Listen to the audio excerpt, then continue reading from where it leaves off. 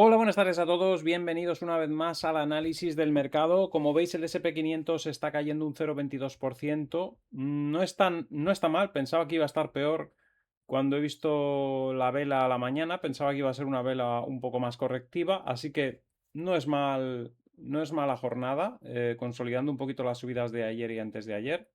El Dow Jones también cae más o menos a la línea de tendencia esta que teníamos dibujada recientemente. El Nasdaq repite, así que no hay caída en las tecnológicas de momento. Y el DAX alemán cae un 1,30%.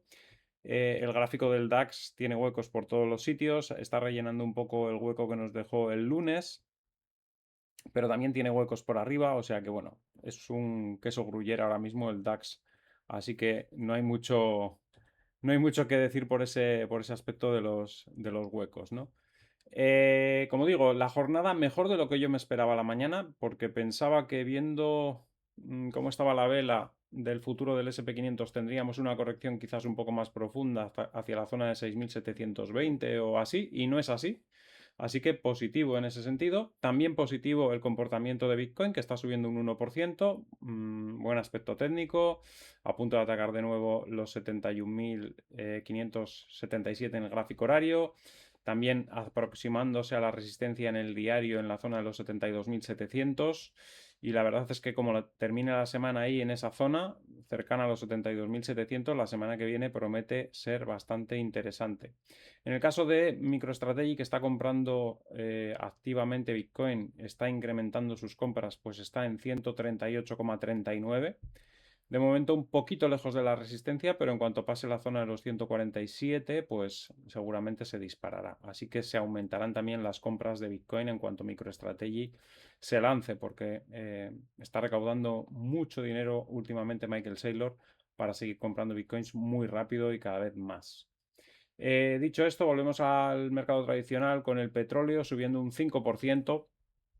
Aquí todavía se refleja la incertidumbre, por eso todavía no corregimos, pero en cuanto se pase un poco el conflicto, que no creo que tarde mucho, en 3 semanas o 2, 3 semanas, seguramente el petróleo lo veremos en la zona de los 77 como mínimo e incluso en la zona de 72. El oro cayendo un 1,22%. Está en el límite para confirmar que es un doble techo o no. Tiene que caer en los próximos días ya. Si no, es que no estaríamos en un doble techo, estaríamos en otra cosa. Tiene que caer y romper esa línea de tendencia en los próximos días. Veremos a ver qué pasa. La plata sí que cae un 4,70%. También lo mismo, depende de ese movimiento del oro. Si el oro no rompe, la plata no romperá, pero la pinta técnica es peor de la plata ahora mismo y una caída del oro confirmaría una caída bastante fuerte de la plata, lo primero hacia la zona de los 72 y seguramente después más abajo. Y el platino, pues lo mismo, dependiendo del movimiento del oro, confirmará o no confirmará ese movimiento a la baja que debería romper la zona de los 1983. El euro contra el dólar bajando hoy un 0,30%, otra vez se vuelve a acercar a la zona de los 1,15 como estuvo antes de ayer.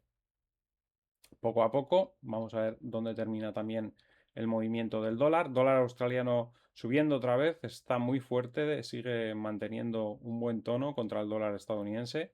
Dólar estadounidense contra dólar canadiense sube otra vez hoy el dólar, después de otra vez acercarse a los suelos estos últimos días.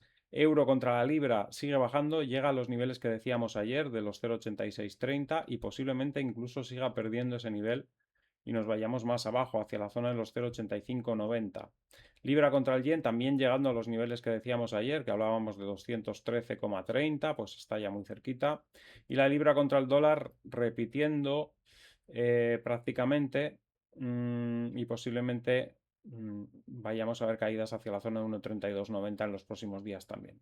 Así que nada, ahí tenemos el mercado, mejor de lo previsto a la mañana. No me esperaba que aguantase también el SP500, así que volvemos a tener bastante buen comportamiento y nada, creo que si seguimos así y Bitcoin sigue aguantando también como está aguantando, no tardaremos en ver arrancar el mercado con más fuerza y llegar hacia los objetivos que hemos hablado de los 78.000, 79.000.